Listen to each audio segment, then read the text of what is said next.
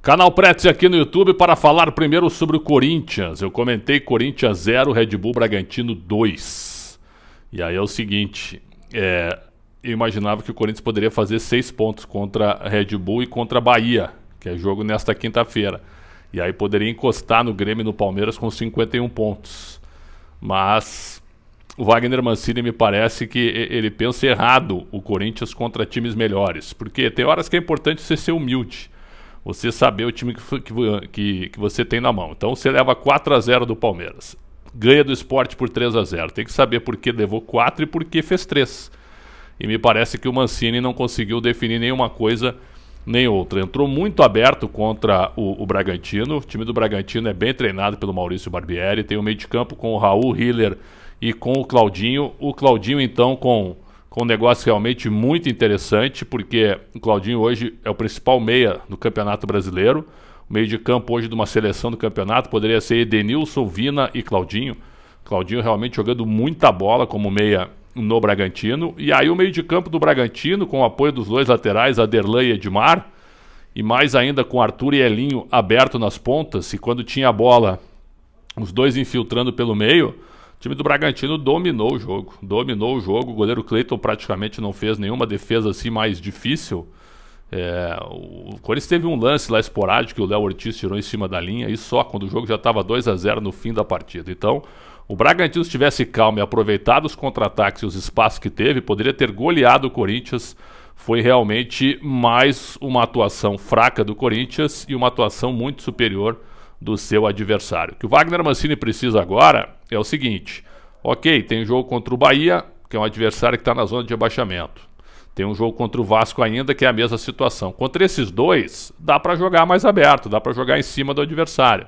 Contra o Atlético Paranaense, talvez. Mas aí você tem Santos, você tem Grêmio, Flamengo e Internacional. Grêmio não. Santos, Flamengo, Atlético Paranaense e Internacional. Isso que eu queria dizer.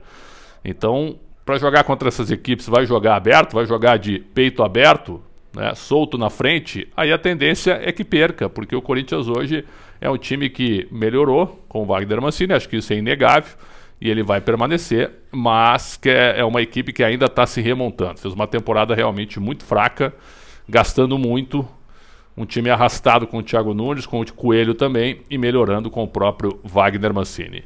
Informações que eu obtive, conversando com uma pessoa de grande poder dentro da diretoria do Corinthians, é de que o Jonathan Cafu, que não foi relacionado mais uma vez, deve seguir adiante a sua vida, provavelmente não joga mais pelo Corinthians, um contrato feito aí pelo presidente André Sanches de 3 anos, por um salário exorbitante, um jogador que o Wagner Mancini avalizou, mas pelo que eu estou recebendo de informação, é um jogador que no dia a dia não consegue ter o mesmo rendimento que o restante dos atletas e que por isso dificilmente permanece no Corinthians, vai seguir adiante a sua vida emprestado. E o Mancini é que vai definir se haverá também uma lista com mais outros nomes a serem negociados depois da disputa do Campeonato Brasileiro.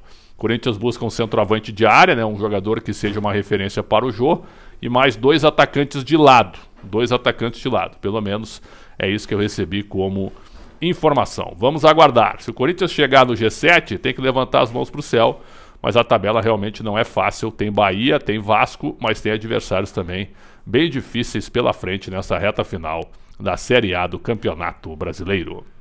Saio do Corinthians para entrar no Cruzeiro. Cruzeiro que está sem técnico. O Filipão, nesse momento que eu estou conversando com você, está sem técnico. O Filipão deixou a equipe técnica e essa passagem realmente não foi legal. Dos 37 jogos do Cruzeiro, eu assisti 33, né? Os últimos eu não assisti, porque o Cruzeiro já não tinha mais possibilidade de acesso. E realmente, algumas partidas com o Filipão jogou bem, e outras jogou muito mal, e outras razoavelmente. Então não teve uma linha assim, sabe? Uma consistência, sempre do razoável para o bom. Sempre foram muitos altos e baixos na equipe, e o time do Cruzeiro é um time limitado. O que vem pela frente agora? Tem que contratar que tipo de técnico? Contratar um técnico que tem experiência de Série B. Acho que é mais ou menos por aí. Pegar de repente o Marcelo Chamusca, estou dando um exemplo, mas dá segurança para o cara trabalhar. O próprio Lisca, que fez uma grande campanha com o América Mineiro, está próximo de renovar com o América, mas se chegar ao Cruzeiro também não é ruim.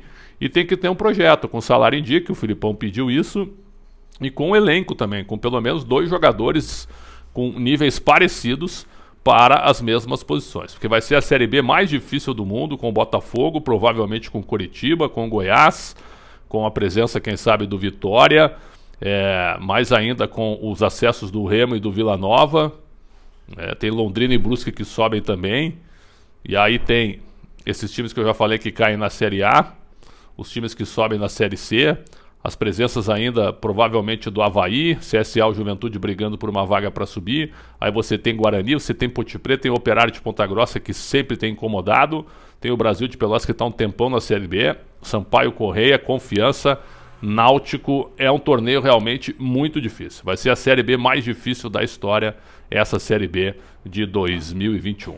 Vamos aguardar o que vem pela frente e para fechar a informação sobre PP. Atacante do Grêmio que está próximo de ser negociado com o Porto de Portugal. A informação que eu tenho é que até o final de janeiro, no fim da janela europeia, as coisas podem se acertar com o jogador sendo repassado para o Porto só na janela do meio do ano para que ele possa disputar as finais da Copa do Brasil contra o Palmeiras no mês de fevereiro. Então, é uma negociação que pode ser confirmada aí nos próximos dias, a saída definitiva do PP para o Porto, mas ele seguindo para o clube português apenas no meio do ano. Informações aqui no canal Pretes FC, sempre contando com a audiência qualificada de todo mundo que está passando por aqui. Um grande abraço e até a próxima. Saúde sempre.